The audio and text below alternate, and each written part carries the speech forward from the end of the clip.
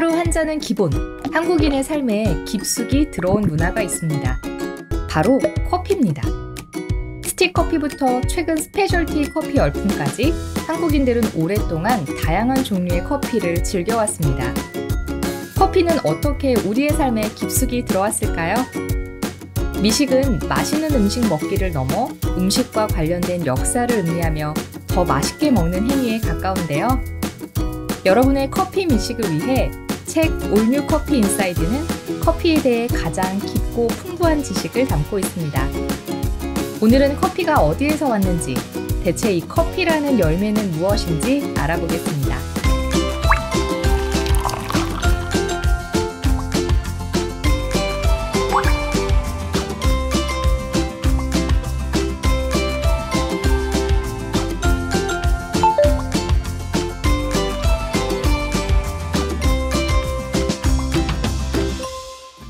커피를 처음 발견한 인류는 누구일까요?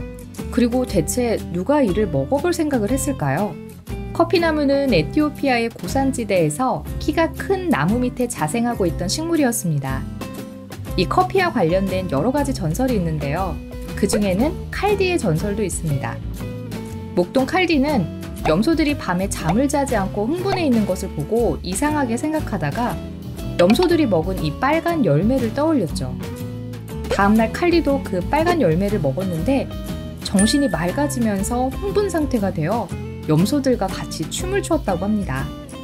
커피를 누가 언제부터 마셨는지 정확한 기록과 기원은 알 수 없지만 커피나무가 있던 지역의 민족들이 오랫동안 커피를 먹으면서 있었던 다양한 에피소드가 전해지고 있습니다. 옛 문헌의 커피는 음료보다 약으로 사용되었던 기록이 많습니다. 처음 문헌에 등장한 것은 900년경 아랍의 의사 라제스가 커피를 배가 아플 때나 원기가 떨어질 때 약으로 사용했다는 기록이 남아있죠. 뿐만 아니라 페르시아의 의사 아비세나, 독일의 의사인 라우볼프의 기록을 보더라도 중동 지역에서 커피는 죽처럼 끓여 먹거나 열매를 발효시켜 와인처럼 먹거나 동물성 지방과 함께 간식으로 먹는 등 보다 다양한 용도로 쓰인 것을 알 수 있습니다. 그 후 커피 씨앗에 열을 가하면 고소한 향이 난다는 것을 우연히 알게 되었고 이를 분쇄한 것에 물을 부어 마시면서 커피는 비로소 음료가 된 겁니다.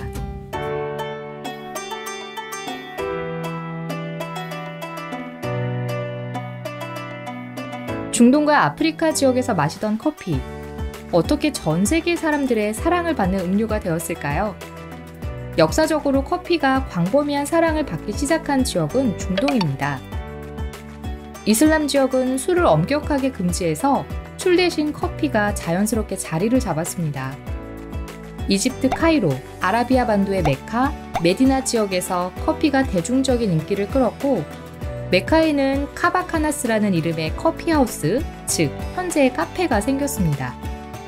커피는 중동과 활발한 무역을 하던 유럽으로 옮겨갔습니다. 중동과 거래하던 베네치아 무역상들이 커피를 유럽에 전파했고 영국, 프랑스 등 여러 지역의 커피를 마시며 토론하는 커피하우스가 생겨났습니다. 유럽의 커피에 대한 사랑은 어마무시했는데요. 런던, 파리, 베네치아, 함부르크 등 주요 도시에 연달아 커피하우스가 생겼습니다. 1715년에는 런던에만 무려 2,000여 개의 커피하우스가 있었다고 하니 꽤 큰 인기를 끌었다는 것을 알 수 있습니다. 영국의 식민지였던 미국에는 영국 문화가 커피 산업에 영향을 미쳤습니다. 당시 미국은 영국을 따라서 커피보다는 차를 즐겨 마셨는데요. 영국의 차 무역 독점에 반대하며 발생한 보스턴 차 사건을 계기로 차 대신 커피를 마시는 걸 애국으로 여기기 시작해 커피가 보편화되기 시작합니다. 한국 최초의 커피 애호가는 고종황제였습니다. 러시아로 공관을 옮긴 아관파천 당시 고종황제는 처음으로 커피를 마셨는데 그때 커피에 반한 고종은 계속 커피를 찾았다고 하죠. 대중적으로 전파된 건 6.25 전쟁 이후입니다. 한국에 주둔하게 된 미군의 군수 보급품에 인스턴트 커피가 있었고 이게 시중에 유통되면서 커피 문화가 발전했죠. 이렇게 다양한 지역에 넓게 전파되다 보니 커피와 관련된 다양하고 흥미로운 사실들이 있습니다. 유럽에 처음으로 커피가 전파됐을 때 성직자들은 이슬람인이 커피를 즐겼다는 이유로 커피를 검은 악마의 음료라고 비난했습니다.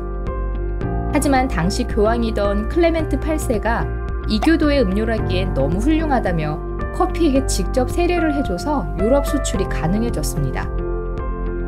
그런가 하면 커피가 금지된 적도 있습니다. 아주 초기의 카페는 사람들이 모여 정치를 이야기하는 살롱에 가까웠습니다. 그래서 커피하우스는 여러 번 폐쇄되었습니다. 17세기 초 콘스탄티노플을 지배하던 무라드 4세와 영국 국왕 찰세 2세는 커피하우스가 사람들에게 반역을 도모할 기회를 제공한다고 의심해서 커피하우스와 커피 판매를 금지했습니다. 독일의 전신인 프로이센도 커피를 금지했으나 이 조치가 지켜지지 않아 아예 1781년 커피 로스팅에 대한 면허제를 시행해서 커피를 국왕 독점 사업으로 전환했습니다. 에티오피아에서 발견됐지만 최초로 대규모 경작된 지역은 아라비아 반도 남단의 예멘 지역입니다. 여기서 재배되던 커피가 예멘의 모카항을 통해서 유럽으로 수출됐죠. 당시 커피 재배는 이슬람 제국이 독점하고 있었는데요. 다른 나라가 커피 씨앗으로 경작하지 못하도록 열을 가해서 발화가 안 되도록 한 후 수출했다고 합니다. 그럼에도 불구하고 커피는 유럽, 아시아 등 여러 지역으로 수출되면서 곧 재배 지역도 확대됐습니다. 우선 이슬람과 교류가 활발하던 인도 지역에 퍼졌습니다. 1600년경 인도 출신의 바바부단 이슬람 승려가 커피를 가져와 인도의 마이소어 지역에 재배했습니다. 인도네시아에도 커피가 재배됐는데요.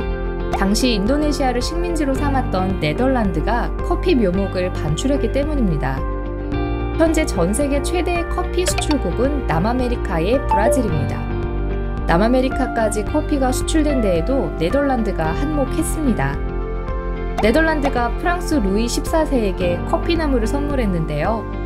프랑스 해군 장교 끌리웨가 프랑스 왕립식물원에 있던 커피 묘목을 카리브해에 심었고 이를 기점으로 남아메리카 지역에 전파된 거죠.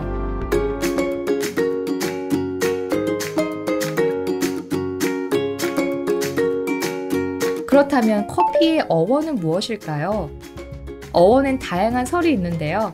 고대 아랍어에서 와인을 의미하는 카와에서 유래해서 터키어 카베를 거쳐서 지금의 커피가 됐다고 하는 설이 가장 유력합니다. 커피나무는 열대성 상록수로 다년생 쌍떡잎 식물입니다. 그대로 두면 자연 상태에서 4에서 6m까지 자라지만 너무 크면 열매 수확도 어렵고 관리도 어려워서 최대한 작게 유지합니다. 그래서 최근에는 다 자라도 나무의 키가 2m가 안 되게끔 개량하여 재배하기도 합니다. 혹시 커피에도 꽃이 있다는 것 아셨나요? 커피의 꽃은 흰색이고 자스민 꽃과 생김새가 비슷한데 향은 아카시아와도 비슷합니다. 이 커피나무에는 꽃도 피고 열매도 열리는데요. 체리보다 약간 작지만 모양이 비슷해 일반적으로 커피 체리라고 부릅니다. 우리가 커피라고 하는 생두는 이 커피 열매 안에 있는 커피의 씨앗인데요. 일반적으로 열매 하나에 2개의 생두가 들어있습니다.